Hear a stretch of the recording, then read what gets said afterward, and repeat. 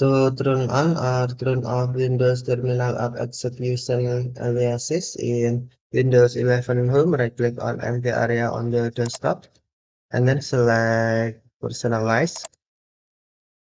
Next, click or tap System, tap or click Storage, and then select Apps and Features. Next, select More Settings, and then click or tap App Execution Aliases.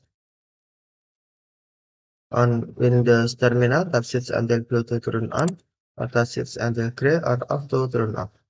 Apps can declare a name used to run the app from a command prompt. If multiple apps use the same name, choose which one to use. Okay, thank you for watching. Have a nice day.